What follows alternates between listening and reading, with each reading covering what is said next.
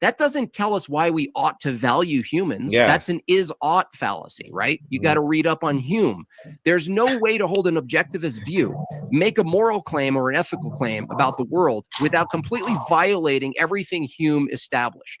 The topic of the debate is objectivist ethics superior to Christian ethics. Now, in the opening statement, I'm not even sure I understood or grasped so this guy, his name's the Rational Egoist, and he has like a mug with his own face on it. I don't know if that's part of the gimmick, or like, I don't know if he's acting this way because his name is the Rational Egoist, or if his name's the Rational Egoist because he does shit like that. Exactly the ethical system is, other than valuing arbitrary goals for individual survival. In regards to what's superior, we would need, from his position, he's affirming, what's the standard for superiority if we look at the two ethical systems? Does the objectivist ethical system have a set of obligations and duties for the objectivist? Could you tell a fellow objectivist that they're not doing it correctly? Well, under the Christian paradigm, you could do that. Also, too, you'll notice the objectivist is pretty similar to secular humanists type of deal, you know, very similar values. At this point, I don't even know if it's not that much different than it. Do that. You could look at the Christian paradigm and the Christian ethical system and say, are you following Christian ethics? If you're not, are you fulfilling your duties and obligations under a Christian system? The fact that Christianity has a model to refer to and a tradition to refer to in regards to whether or not someone is properly being a Christian in their ethical system is already superior to the one that Michael presented, which not only was missing the standard by which he determined something superior or not. All I heard is survival. A lot of things could be justified for survival, by the way. But the other thing is, if it's better, it actually would have embedded in it an obligation to reproduce. So, you know, the Christian ethical paradigm does actually have some deontology, some prescriptives in regards to being fruitful and multiplying. The Christian ethical system has a distinction of what it means to be a human being. We are made in the image of God. There's metaphysical status that we hold to that the objectivist has none. He made the distinction that without a difference between animals reacting to stimuli and human beings having some advanced reaction to stimuli he calls reasoning. Michael's objectivist view has no justification for reasoning, truth, argumentation, philosophy, moralizing. Why does a human have dignity and a crab doesn't have the same dignity as a human? The only thing he could really point to is naturalism and say, well, the humanist seems to be more complex in their thinking than the pig or the ant or the bird. This doesn't tell us why we ought to value human beings above animals at all, let alone value other human beings in favor of our own preferences. The other part that's really sort of alarming here is that he's pointing to, he opened and he said, we observe ethics. We do not observe ethics. There's nothing in nature that you can point to that's ethical, that's ethic. Like you can't pick up ethic. You can't measure ethic. You can't use your reasoning to navigate something out in the world called ethics. He pointed to survival. He defined value as desirable means to an end. Well, I'm sorry, but power is a value to people. You have you couldn't possibly argue against a group of people saying, let's get together. We value power. In fact, I value terminating everything that's in the way of me, my value of gaining power. Why would that be wrong? It's completely consistent with nature. It's completely consistent with the world that we see. In fact, power being the epitome of good is actually consistent with his paradigm, not the Christian paradigm. The Christian paradigm has an ought claim, a value claim on being married.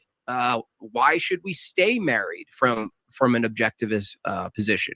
If we're determining what is superior or inferior, obviously we're going to be looking at application to the current society, right? Or any given society for that matter. Well, the Christian paradigm not only has a system that makes sense of marriage through not only a pragmatic view, but it makes sense of it through a metaphysical view. Marriage is actually an expression of Christianity, and it's consistent. An objectivist couldn't say you should get married or you shouldn't get married. It's totally arbitrary. There's nothing from the objectivist view that says you ought to settle down and have families and multiply this thing called humanity. They don't have that in their system.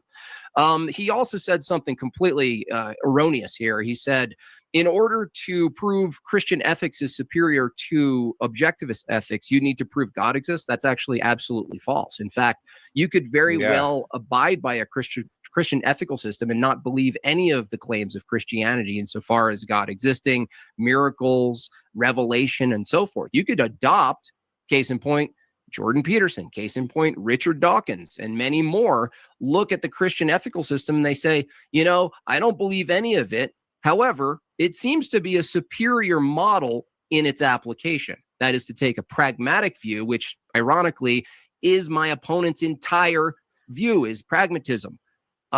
Why? I'm sorry.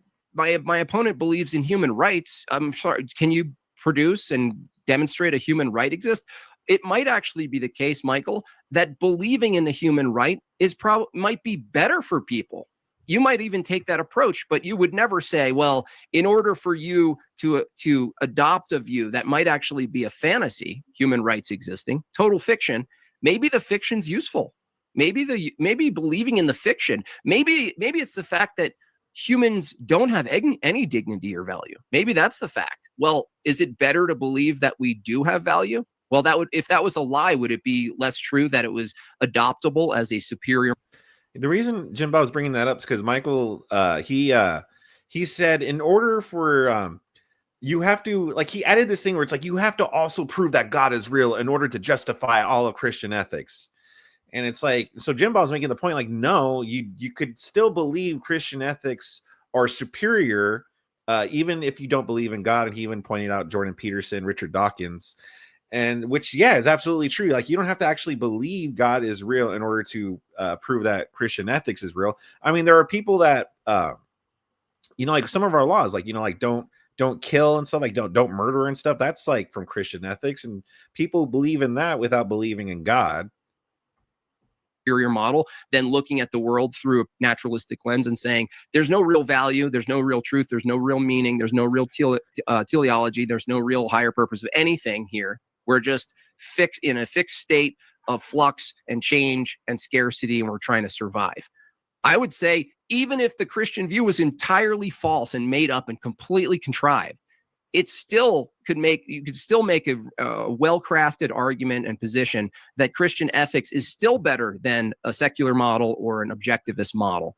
I'm not sure what else to say here. I mean, Michael's the one affirming the position that an objectivist view, which he said is not orthodox to the normal objectivist position. I'd like to hear is how he's distinguishing the two, but I'd also like to hear what his standard for superiority and inferiority is. Is it outcome-based? Is it purely survival? Well, it seems to be the case that Christians are multiplying faster and better and more effectively than any of the secularists or I would say the objectivist thinkers. We're the ones who are actually multiplying the earth. We're the ones who are providing the next generations of kids. Why is that the case? Well, it's because of our Christian ethical system.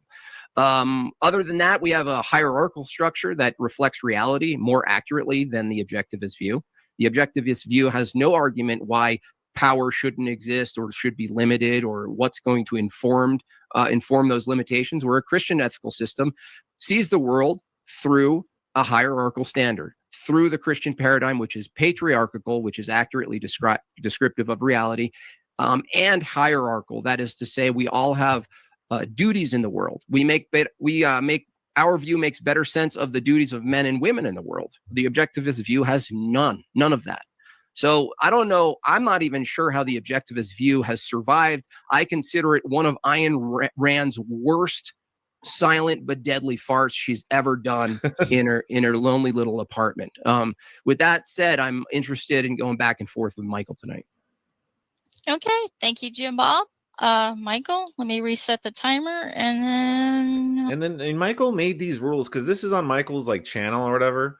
So this is on his channel, and so he set like all the rules. So he made it to where it's like Michael has, I don't know what, 7 minutes to respond. Then Jim Bob has 7 minutes to respond, and then Michael has 7 minutes to respond. Then Jim Bob has 7 minutes to respond. And it was really like again, listen, I get it. Like, if you don't want to be interrupted a lot, yes, it cuts down on it, but I don't know. I didn't like it. I don't like that format. You know, I like the open dialogue format. I don't like where it's just, well, you talk, then you talk, then you talk, then you talk. You know, it's like in my video games. One of the, you know, listen, I've come around on RPGs. Don't get me wrong. So don't come at me if you like RPGs. But when I was younger, I wasn't a big fan of RPGs because I didn't like the turn-based system. Oh, I have a turn, I attack you. You have a turn, you attack me. I have a turn. You know, I was just used to just going in there and just fighting, you know? So that I didn't like the format of this debate. No, I'll let you know. And then like I said, Jim Bob, every time he would respond and he would counter Michael's arguments, Michael would just respond with, he actually didn't refute anything, and then just go on with his claims. Okay, Michael, you have the floor. Your 7 minutes start now. Okay, the first question I want to answer is what determines an ethical system superiority. And it's important to note what ethics are. Ethics is a code of values adopted by choice to guide human behavior. Why do we need human behavior? Why do we need guidance in human behavior? Because we don't come equipped knowing how to live. Again, the standard of value comes into existence once you have life. Once you have a living organism, you have an organism that has to act in order to sustain itself. That's where you get value. There is no other standard of superiority than that. That's all flawed, because while he is correct, we're all born into this world not knowing anything and how to act.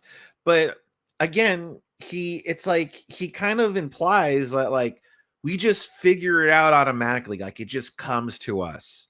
But it's still like, yes, even if we figure out, hey, we got to eat. Hey, you know, we have to make a living, like we need some kind of money or something like that. Even if we come to that, the values though don't. So like, for instance, if I figure out like, oh, I need to eat to survive. Okay, well, that's where values comes in, where people teach you, okay, well, this is what you got to do to get food. Then there might be some people who might teach their kid or whatever that, well, stealing food is okay because you need to eat. So go ahead and steal it. So if you have one person saying, well, listen, you need to make money in order to buy your food. And then you have another person teaching, well, hey, listen, if you need to eat, you just go steal it. Just go take it. Those are two different values there. You don't just, it doesn't just come to us that, oh, we probably shouldn't be stealing this. That which betters human survival. Now, here's the thing. Notice there's a slip, because this is one of the reasons I said you have to prove God's existence. Because in his outline to demonstrate that Christianity is superior, he uses the Christian standard, right? He says, look, we're commanded to be married, to stay married. How can objectivists tell someone to stay married? We can't. But you have to demonstrate why staying married is necessarily the right thing. You have to demonstrate why having children is necessarily the right thing. You can't do that based on your God unless you prove that your God exists. You said that even if God doesn't exist, Christian ethics can still provide a better ethics than objectivism. How? By what standard? Well, I'm going to guess it's by the standard that your God puts forward. Well, the thing is, even the people that don't believe in a higher power, they could still point to how, you know, getting married is better for society. They could still point to that. So that's the thing. Like, they could still demonstrate how it's beneficial without just saying, well, because God told us. But you don't. If tomorrow all you objectivists, it's like the secular humanist thing. If tomorrow, if all you guys woke up one day and said, hey, marriage is actually bad, which is what's going on with a lot of secular people, they're saying, hey, listen, why should I get married? You know, especially secular men, you know, Pearl Davis telling guys, hey, there's no reason for you guys to get married. Okay. So what can you point to other than, well, it's just not good right now? Like, you still, like, it's just your values just go with the wind. That's a problem. It's circular reasoning, and it's very problematic. You switch the topic. Well, you got into rights for a minute, which is kind of strange to me because this debate has nothing to do with rights. It's all about ethics. Rights wasn't in the proposition. It shouldn't even come up because we're talking about only ethics. But you also switch the subject to epistemology. Reason is man's means of survival and man's only means of gaining knowledge. Now, you said, well, how can you justify reason? Basically, what you're saying is that without a fundamental absolute giver like God, you can't justify reason. The problem is reason is axiomatic. You're asking me to prove reason. It's like saying, provide me evidence that evidence is important. Reason is the very base of knowledge. It's the starting point. You can't critique reason and claim to know anything because reason is the means of survival. Now, as far as he says that I'm making arbitrary claims, actually, I'm not. It's not. Objective fact. Sure. What is good for a living organism? No, it's not. It's objective fact. What is good for human beings? It's not objective good. That's what a value is. It doesn't matter if that's not how Jim Bob uses the term value. It doesn't matter if that's not how Jim Bob thinks of ethics. The fact of the matter is the definitions of values and ethics that I'm relying on go back a very, very long time. So let's take a look at what some of the values that objectivism actually see. Oh, he's about to educate us. But you see, like, he takes a lot of things for granted. He just thinks that we just know, like, we just have these things in us. Like, no, it's we don't. It's not just something we just come to realize or anything like that. Offers. Oh, and I didn't say, I'm not saying that I didn't say my view is much different from Orthodox objectivism. I said my presentation. And what I'm referring to ultimately is how I define value, because there's some differences, and I've had debates with other objectivists about it. But ultimately, my view and the conclusions I'm coming to are part of objectivism. I just want to be clear that I'm not the spokesperson for objectivism. So if you look at a human being and you think about what are some of the principles that we need to go by, what are some of the values that a human being has to have? Well, we know that reason is man's means of survival and only means of knowledge, right? And we know that we have to learn those things that are good and bad for us. So the first value we have to hold is reason. We need to cultivate our reasoning, learn how to think logically, learn how to get rid of logical fallacies and logical errors, how to weigh evidence, how to choose, how to make decisions. What type of relationship should I get into that are going to benefit me long term, that are going to fulfill my life, make me happier, make me want to continue living? So you value reason. Now, reason cannot operate without a goal. It can't operate in a vacuum. In order to work, it has to be directed. It has to have purpose. In order for human beings to sustain themselves long term, we have to have a purpose. We dedicate ourselves to a career, to a family, to a workout routine, whatever. But we need short-term purposes. We need long-term purposes. The short-term cannot undercut the long-term, because then we would be destroying the very reason that we have purpose. Now, we also know from observation and from numerous. What about like people who, like, instead of having kids, they take care of like pets, because he is right. We do need purpose. But again, that doesn't automatically point us into like a good path for us. It doesn't just point us automatically into the direction we should be going. I mean, all of us at one point thought we were doing something that was good for us. All of us, So it's not just a given that just because we have purpose, that means, well, we're going to do the right thing that's beneficial to us. Because sometimes we actually don't know what's beneficial to us. Sometimes we might think it's beneficial to us, but we don't know. Psychological studies that if people don't feel that they're capable of accomplishing their goals, they won't even pursue them. So if you're going to achieve the purpose you set out, you have to feel good about yourself. You have to have self-confidence. Also, what about a person who considered themselves completely worthless? I don't even know, if such a person exists, but a hypothetical, completely worthless.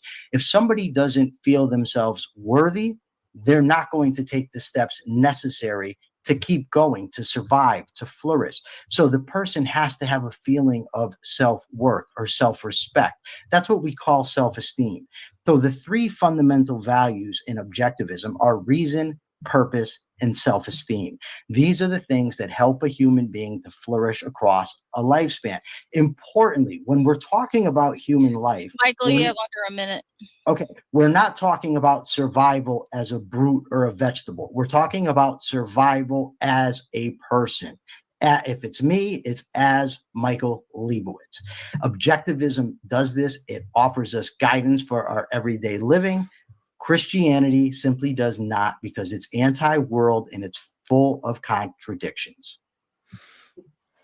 It's anti-world. All right. Thank you, Michael. All right, That's Jim Bob, insane. you have 7 minutes. The rebuttal floor is yours. So I mean, it just sounds like the whole, like, the secular humanist argument, just sounds like people that are just like, oh, you know, like, they don't like the Bible because, oh, but my slavery, oh, but my genocide, oh, but my women and my gays. And so they see that and they judge. First of all, they don't even understand the context of a lot of things, but they judge. They think their it is narcissism, like, because they think their morality is better than God's morality. You know, like like, well, God, you know, committed a genocide against these people because, you know, they were all sinners. Well, I think that's wrong. Therefore, I think that my view is better than God. I'm not going to listen to God anymore. And I'm just going to do my own objectivist thing and believe in all this nonsense. in that short, like that spoken essay, the question is, what's the standard for superiority? I didn't get anything in that. He just made more assertions about value and reason and what it is, but he didn't actually give us, how does he measure, how does he determine an objectivist view, which he says is axiomatic, and gives him all of these assertions. How is it that objectivism actually is superior? How do you measure superiority? He kept saying survival, right? He said reason is man's mean of survival. Okay, well, if I'm in the woods with my daughter, and it turns out that I want to survive, and it turns out that I reason that it's better for humanity that I survive in place of her. If it came down to it, should I not only eliminate my daughter, but let's say she dies, right? And I didn't eliminate her. Can I use my reasoning to eat her? I mean, that's using reasoning for survival. So if you notice, when we're measuring ethical systems, if one system, the one Michael holds, actually permits, based on the survival and reasoning, that you can eat your own family if they die, it's totally reasonable. If you want to survive, eat your family. I mean, that's completely simple. I mean, that's simple reasoning, right? Well, the Christian paradigm wouldn't actually look at things that way. They wouldn't say whatever you can do to survive is just and good. That's what Michael's basically saying here. Yeah. He said something about purpose. What purpose? Well, I'm sorry. Where is this purpose you're deriving from pure reason? There's no purpose you're deriving. You're saying reasoning is the purpose. Okay, toward what? To more reasoning? It doesn't tell us why we ought to survive. And what gives a human being a higher level of value than other animals, Michael? You're just saying because they reason? Well, why should humans survive above other animals? What's distinct? What's the threshold breaker between all of the other living organisms that you say have a reason to survive and do all of this horrendous shit to each other? And you're saying, well, humans are also animals, but we use reason and therefore we're valuable. Well, no, that doesn't tell us why it is, right? We're just more advanced animals from your view. So you can't answer this question, why should humans survive over other animals? Why is that the case? What is it about humans that under an objectivist view can provide a threshold breaker between, a symmetry breaker between animals, all other creatures, and us? Well, the Christian paradigm does have that. We do have that distinction.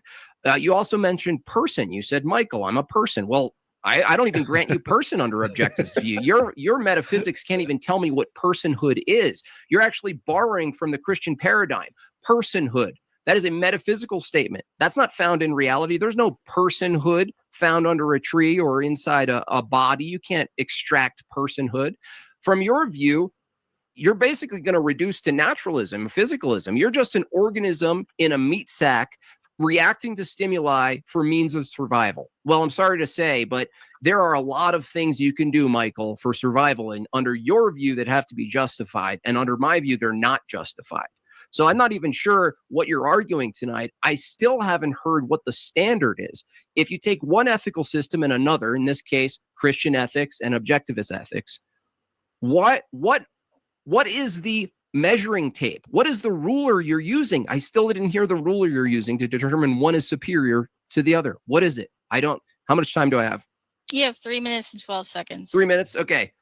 So I want to go back to this. So he also said it's axiomatic. He said your reasoning's axiomatic. No, this whole foundationalist view where you grant yourself self-evident truths about reality, I don't grant that to you. I don't grant you any of that. From your view, the concept of person or purpose or any of these things, any of the values you have, they're just as illusory under your view as God would be. And you went back and you said it again. You said, in order to prove Christian ethical system is superior to an objectivist system, you have to prove God's existence. That's false. I've already demonstrated that a secularist could very well adopt a Christian ethical system in practice. Yeah, see, that's like already the first example right there of Jim Bob already already demonstrating how someone who might not believe in God could still follow and believe that Christian ethics are superior.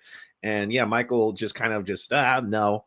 And so Jim Bob has to repeat, no, I've already established this. And you'll see this pattern as the debate goes on. And not believe that God exists at all. People do it all the time. They borrow from a Christian view. They mimic the Christian view. They take some of the Christian view and they put it into practice, and they say it's a superior model. You could even debate someone in the future, Michael, named Pine Creek Doug.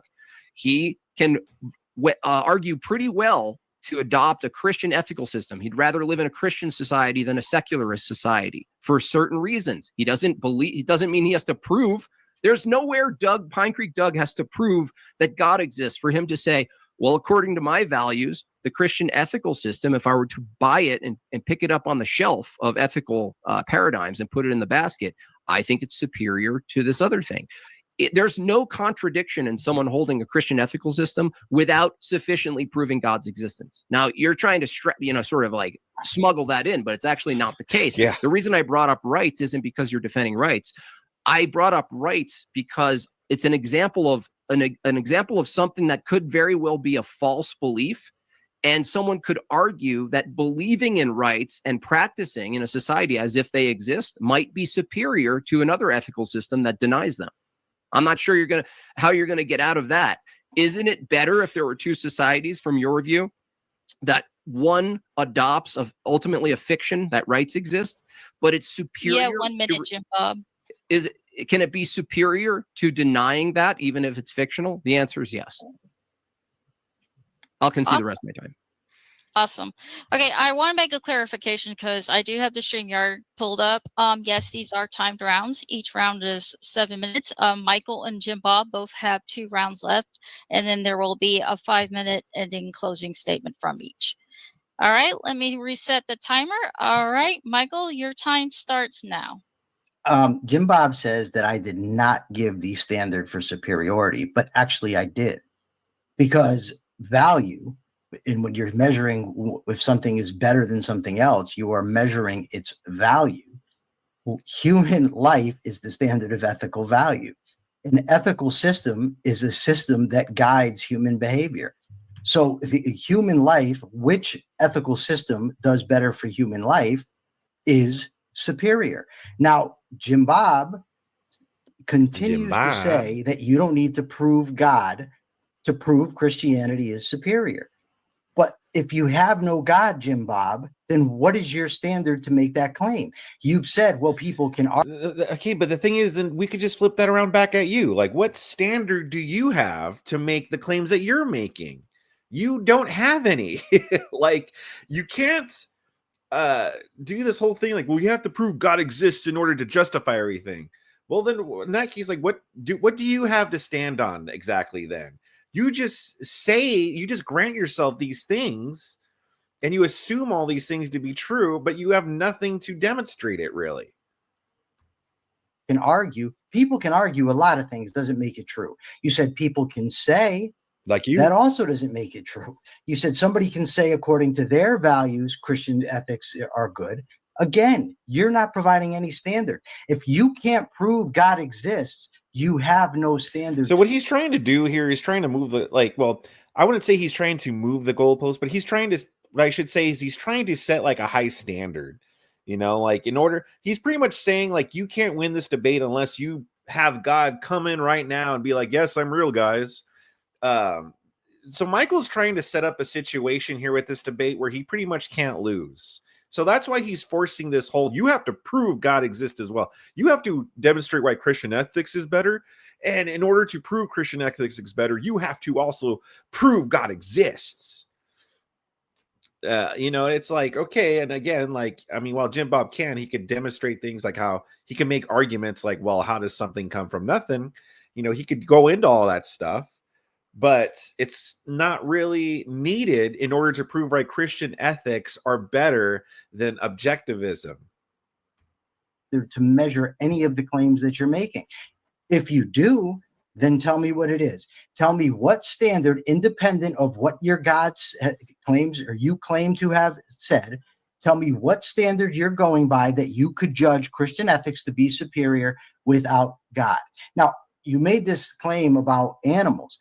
I've never said humans are more valuable than animals. Now, if you're asking me why humans should treat animals different than humans, that I can answer. And the answer is because we get enormous value from dealing with other humans, from dealing with creatures that are capable of rationality, from forming human relationships, for having romantic relationships, for being able to trade, to be able to get knowledge from other human beings. It's understood in objectivism that initiating force is wrong. Why? Because it's ultimately not in the interest of the person to do so. You initiate force against somebody, you're rendering. And it's not in someone's best interest to do so. Yeah, says who? There's people that use force to get what they want all the time, even with laws. Like there's laws that says, hey, you can't do that, and people still do it. So what do you mean it's not in their best interest? Some people don't care. Some people just want to do the thing because they really desire it inside. And they don't, you know, they're going to try their best to avoid the consequences pretty much. And yes, if they get caught, well, then they get caught. But even after they get caught and they have their time in court, there's still a chance they might get off or a lower sentence. People desire things. And sometimes that desire is so strong, they don't care about the long-term consequences. Or even short term. Sometimes people do something horrendous, like they use force, and they get away with it. So what do you mean it's not in their best interest? Like if that was the case, if it just wasn't naturally in human beings' best interest, then there would be no need for laws. We wouldn't need to have like assault laws or murder laws, of things of that nature. We wouldn't need those things if it just wasn't naturally in our best interest. Ineffective his rational faculty. You're stepping between yourself and his mind and saying you cannot make your decisions, but it's in our interest to deal with people rationally. Yeah, and if people all thought rationally, again, then there would be no need for laws. There would be no need for all these laws if everyone just thought rationally. Said initiate force because we can defend ourselves if somebody else attacks us. But the main thing here and I also never ever said that ethics is derived from an axiom. You've said that a couple times. In regard to reason, I didn't say reason is the purpose. I said reason needs a purpose to function. Now, clearly, I can set a purpose for myself. There doesn't need to be a God for me to say, okay, in the next 10 minutes, I want to accomplish the task of carrying this pen downstairs. My purpose is to carry the pen downstairs. Real quick, Gary M. It's very frustrating when we hear people say that you cannot get ought claim because they simply believe in an imaginary friend. For some reason, they get ought claims, which I personally reject. Well, I think the point is, though, is that we can get ought claims because, you know, we have actual like a Bible and stuff to tell us what we ought to do. You know, whereas a secular humanist, they don't have anything. It's just all up to how they're feeling or how society is feeling at the time. So Christians have more of an ought claim than people who don't believe. But with that said, you could believe in Christian ethics without believing that there's a God.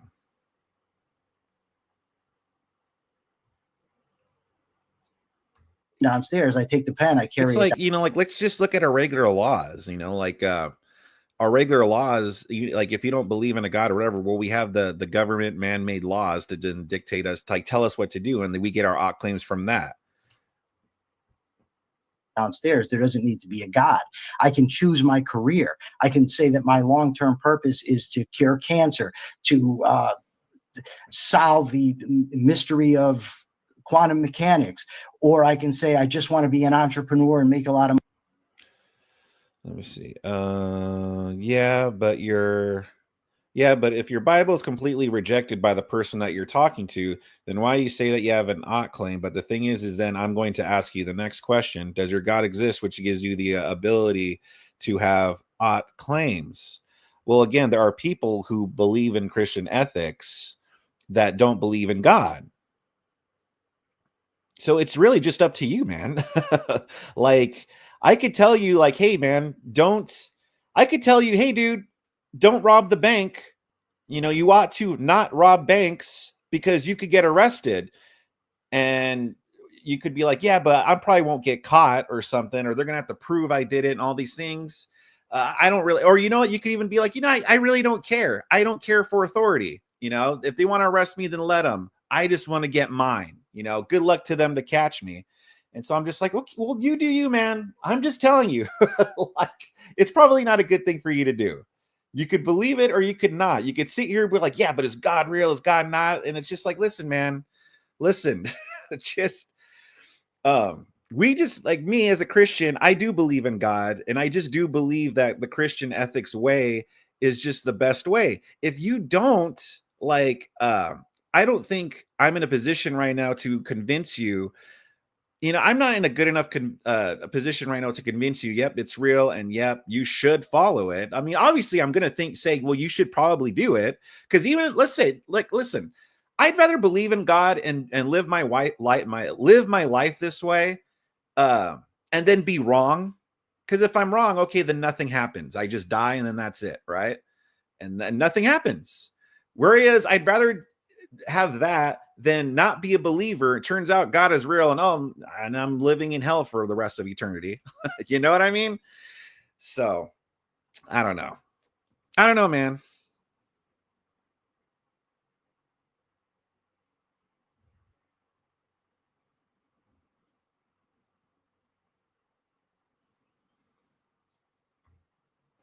A lot of money. Those all would be my purposes, and I don't need God to do so. So family, career, those can be my purposes. The differentiation between human and animals, the difference is the rational conceptual faculty of man. Human beings can reason. We also have propositional speech. We can make agreements with each other, and we also operate by choice. Those are the fundamental differences between humans and animals, and it's why humans are more valuable to me than animals.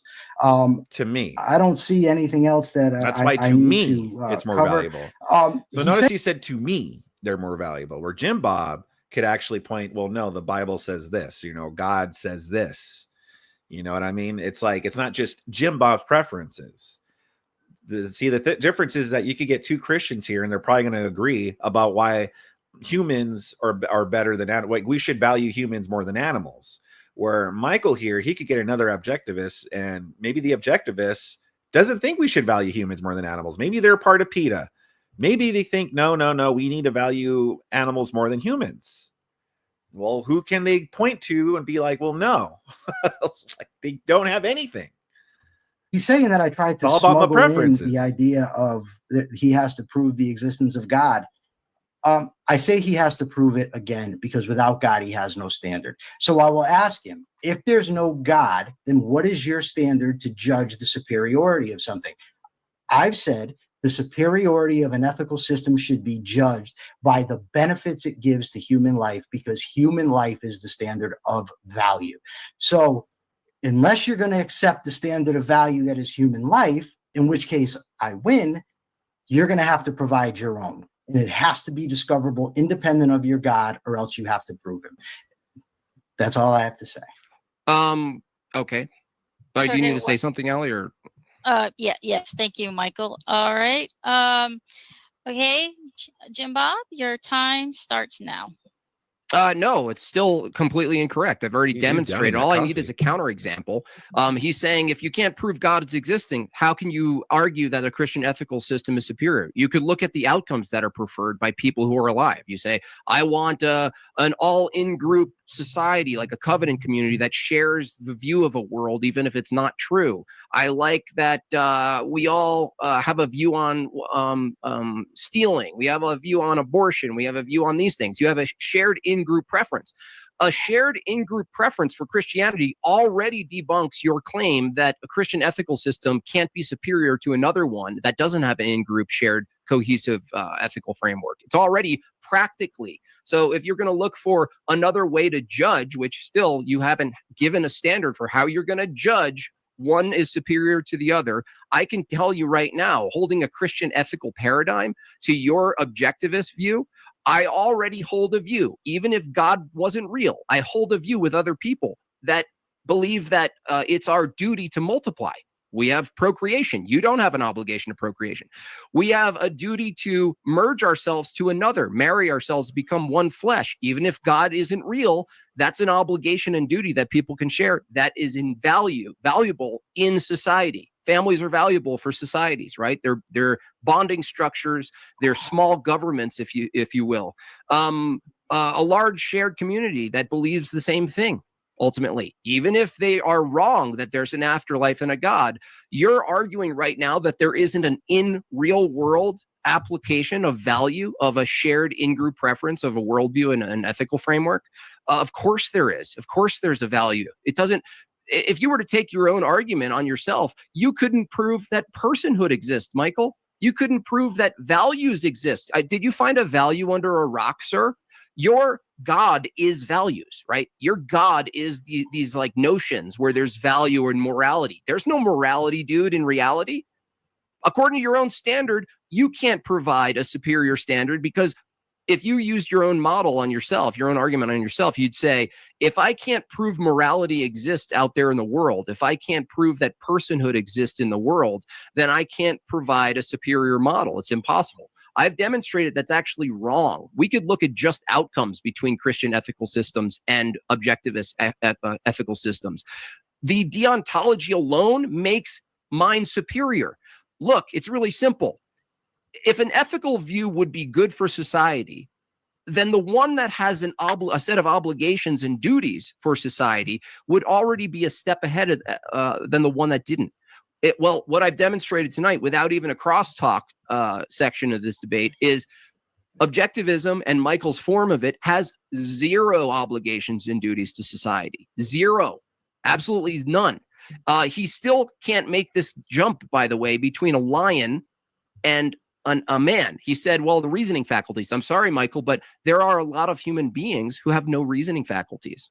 They're vegetated or they're retarded or they can't function the same way. Nice. They can't use their brains the same way you can. So now you have to make a distinction. Well, what makes them still in the category of humanity such that they have the same dignity as you, but don't share your faculty and reasoning capabilities? I mean, that's already being used to justify abortions and stuff. Well, they're not sentient, or they have no they don't realize what's happening. There's nothing up there. They don't even know it. They're so young, and that's being used right now to justify abortions. So absolutely that does and can happen. And yeah, why would Michael, I don't know if he's pro-choice or pro-life, but assuming he's, let's say he's pro-life, like how could he under objectivism justify, hey, no, that's actually a human being in there and you shouldn't unalive it. You can't answer that question. Why? Because you don't have the distinction made in God's image. You have a naturalistic view of the world. It's an evolutionary view of the world, really, even though you didn't argue that tonight. You make no distinctions between these other animals and these sort of spectrum of being able to reason. A crow can reason. A crow can reason. Why should I not kill a crow and eat it? It can reason. It can solve problems that some 3-year-olds can't even solve, Michael. Why can't I kill the crow? Why can't I kill the crow and eat it over a barbecue? I know Parker would have lost his mind. Oh my goodness, you just said the R slur. Oh my stars. He would not have been able to handle it. But not the child. Don't show this to him. Okay. Jim Bob, you still have 2 minutes and 46 seconds left. Do you concede your time? I'll give you one more minute here. Ultimately, Michael's entire paradigm not only is without a ruler, he still can't tell you definitively. All he does is assert reasoning. We have reasoning, and reasoning gives you values. I'm sorry, the lion values killing the gazelle. I value killing the deer and eating it, right? The deer has some level of will and reasoning capabilities by your own admission, but you're making this arbitrary jump between animals and man, right? You don't have a justification for why humans are valuable at all. At all. You have no justification for why they're valuable. And you also said instigating or using force, right? Initiating force is bad or something. I'm sorry, we do that to other rational animals who have reasoning capabilities. They just have less. So you're totally okay with hunting an animal that has some level of reasoning capacity. It just doesn't match yours. But you can't tell me why it's the case that I can hunt an animal with some reasoning faculties and kill it and eat it, but I can't do that to a human. You have no justification for this jump between animal and man. Christianity does. And guess what?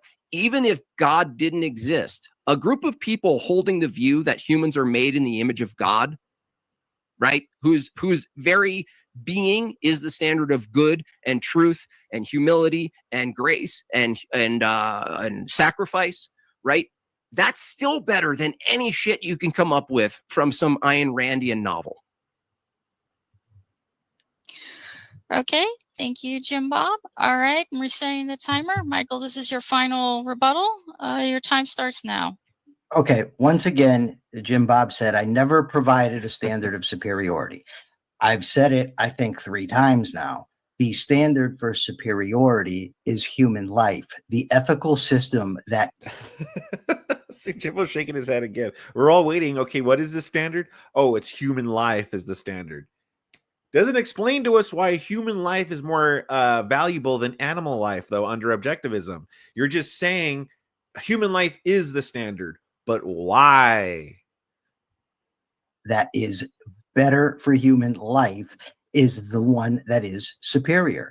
And I also stated numerous times that unless Jim Bob can provide an independent standard to judge the superiority of Christianity, independent of what his God says, or he claims the God says, he has no standard, which is why he says things like shared in-group preference.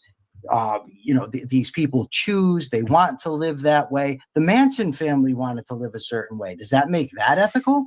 Because they chose to? That would render ethics completely subjective. If it's determined by in-group preferences, then it's completely subjective and there's no standard of superiority. So again, Jim Bob, what is the standard of superiority? Yeah, but it's all about measurement. If I could, again, just take God out of it. Let's just assume, yeah, God's not real, all right? We just made up Christian ethics, okay? If we could still compare Christian ethics, right? Like everything that Christians tell us, or that Christianity tells us what to do and what not to do, whatever, and we compare it to, objectivism, we could still measure, well, what's more beneficial to society. We could actually see it in real time, how objectivism is actually not better for society. It's actually led to a decline in society, where Christian ethics and things that were brought from Christian ethics. I know someone made an argument earlier. It's like, well, there's other religions that have these things as well. Yeah, but in this debate, we're comparing Christian ethics to objectivism. So where was I going with this? Well, if we take them and compare them, oh, yes, in real time, we could see it in real time, the decline, where with Christian ethics, there's a lot more order, there's a structure, there's, oughts and such, where with objectivism, it doesn't seem like there is oughts. There's like nothing. It just seems like, well, however society just feels at the time. So today, our society could feel a certain way about one thing, and then tomorrow we could feel a different way, where areas, Christian ethics, for the most part anyway, has stayed steady through the test of time. And we went from a country where we strongly held these beliefs to one where we moved toward more secular, and it's caused a decline. The birth rates are declining. People are less happy, a lot more single parent households. It's just been a bigger mess. So even without God into it, we could still objectively prove why Christian ethics are better than objectivism. When you get to your turn, it's like comparing why should we have a country of laws compared to anarchy. It's pretty much like that. Like if you want to just take out religion out of it, like, okay, let's say we have a country that has laws and standards and objectives, and then compare it to just anarchy. Like that's pretty much what you're comparing these two things to. And you would be like, yeah, I'd rather have a country with law and order than anarchy. You're using, if it's not something God said, and if it's not an objective standard, then it's completely arbitrary and subjective, and you have no basis to say anything's superior or inferior to anyone else. He said there's no morality in reality. The idea that because I can't see or touch a relational concept means that the concept is non-existent, then friendship doesn't exist. Then boyfriend and girlfriends don't exist. What we observe in life are relationships. We see actions, human actions, and we conceptualize things like friendship, things like romantic relationships, things like a person, he liked that movie. I can't reach out and touch like. You said personhood can't exist without God. I can experience personhood firsthand by introspection. I can see that I'm a person. You say you kind of mock the idea that humans and animals are different because of reasoning. It's not just that humans and animals can think about things and problem solve.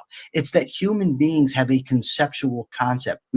Conceptual faculty. We form concepts. We think long range. We make choices in a way that animals do not. Now, I'm not even saying that there's not some nascent sort of morality that might exist in some of the higher animals. Maybe there is, and it just hasn't been discovered yet. I ultimately don't know. I'm not an expert on animal morality, but I do know that there's no animal on this planet other than us that can engage in propositional speech, that can engage in long-range planning, and that has freedom of the will. Those are huge distinctions between man and animals. He said that I mean, yes, while that is true, it still doesn't give us why we ought to value human life over animals, though.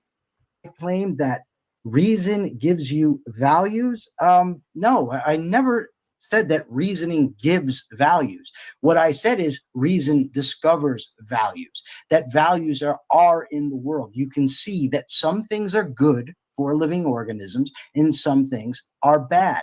I said that the rational fact. No, it's all based on our own objective morality. There are some people who think abortions are good, and there are some people who think abortions are bad. There's no objective where we see that. Everyone just sees that and be like, oh, that's bad. That's bad. So no, it's our filter that tells us whether something's good or not. And we all have different filters and worldviews. Faculty of human beings, given that it's conceptual and volitional, is what gives rise to the subject of ethics. That's true.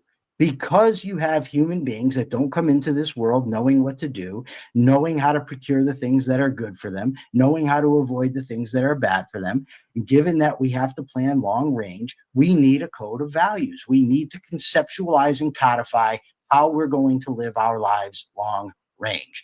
But before I stop this, I just want to make it very clear that throughout this entire discussion, Jim Bob has said that I have not provided a standard for superiority. I've provided it numerous times. No, you haven't. Jim Bob has not provided a standard for superiority outside of what he thinks God commands. And that's why he has to prove God in order to justify that standard. Is he trying to set the high standard? If he cannot prove God, he has no objective for. So you have no say.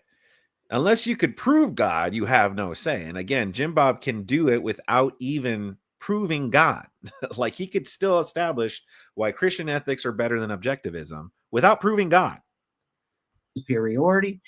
He has no standard for superiority. I mean, he simply is asserting it, which is why we end up with people prefer and in-group preference, and it can be argued and things of that nature.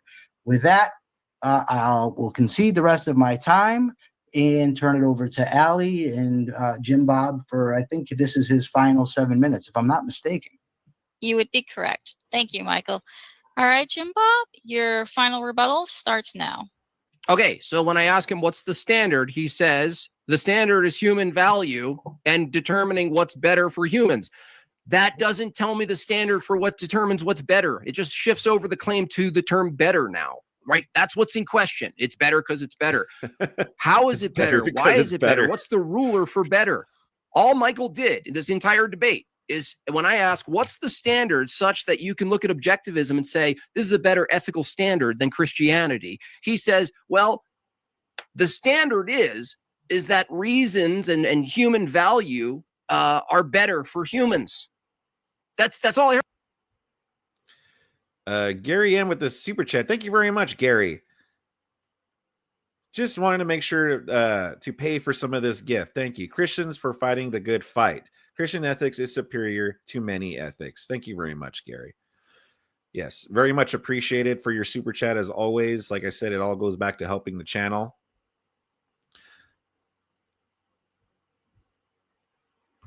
That's all I heard. The word better with no ruler. Whereas I even used his own standard, his ambiguous, nebulous standard. And I pointed to, he said, I didn't provide any standard. No, I actually demonstrated that even without God being even true, I pointed to exact standards, that a way of measuring. I told you on a deontology, a set of people who call themselves Christians, isn't it better for humans to procreate? The answer is yes.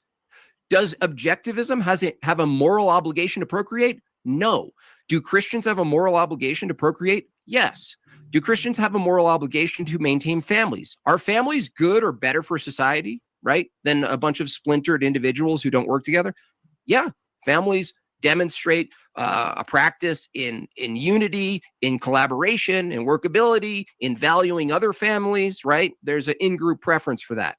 Just the set of preferences that can be produced from Christianity is already superior to objectivism. So I've already listed a couple of things. Is it better for a group of people? There's two groups of people, right? One group of people believes they were made in the image of God and all human beings have dignity.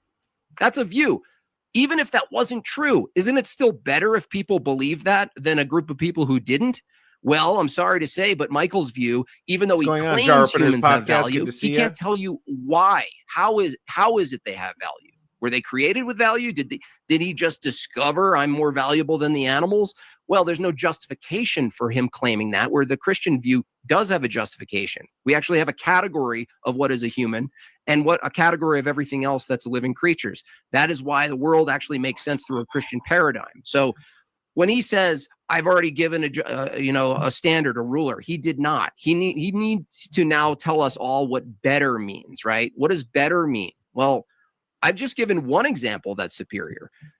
The fact that Christianity holds a position that human beings in their ontology, being made in the image of God, because they're gifts to the world, because they're made in the image of God, we ought value each other. We're made in each other's image, or made in God's image, and we share that with each other. From Michael's perspective, we're just different animals. We're just a different kind of animal. And he can't tell me the threshold, by the way. Let's say we go from a leech to a crab to a deer to a bear to a dog, right? They all have some level of faculty and reasoning. They do small amounts of reasoning. And he says, well, no, humans have concepts about concepts, right? We have the ability to think about thoughts. This is sort of double reflective, right? We have thoughts, reactions, and we get to sit atop and view them and make value judgments on them. He's saying, I agree with him. That's distinct.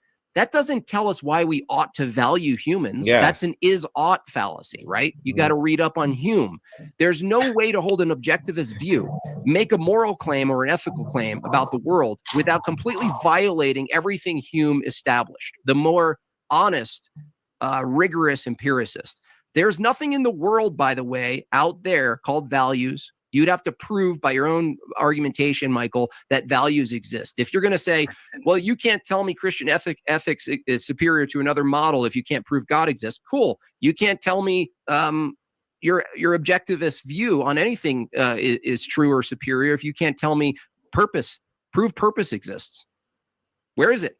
Prove the mind exists. Prove personhood exists. Prove the laws of logic exist. What's the ontology and the mode of laws of logic, right? You're the one appealing to reasoning. Where is reasoning in the world? It's all in your mind. Everything that Michael said tonight reduces to one thing: preferences. Okay, fine.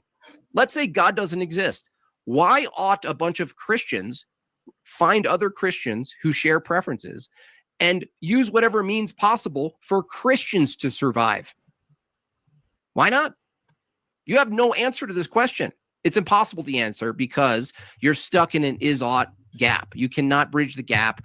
An empiricist cannot bridge the gap. A naturalist can't bridge the gap. And certainly an Ayn Rand fanboy, whoever you guys are in the chat, you know who you are, cannot bridge the gap.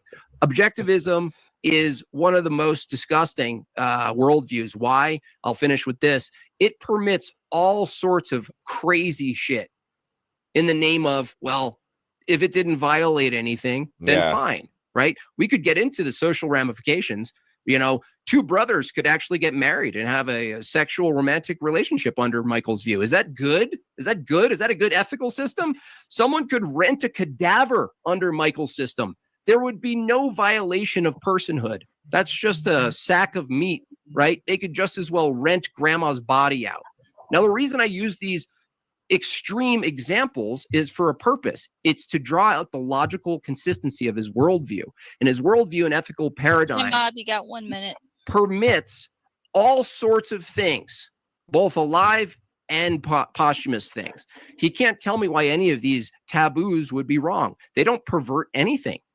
Anything you see in nature, you might as well be able to do. Right? But then he says, no, I'm special pleading for humanity. Humanity's different. Those animals, the lion tears the head off a zebra, right? It's fine. That's what they have to do to survive. But then when a human says, well, this is what I have to do to survive, what can Michael say to that? This is what we have to do to survive. We have a group of people that says we need to take over neighboring tribes and take all their shit. And Michael goes, why? And we go, because that's how we survive and grow. That's our value system. Why? We value growth and terrestrial gain. What are you going to say about it, objectivist? Nothing. You can't say anything.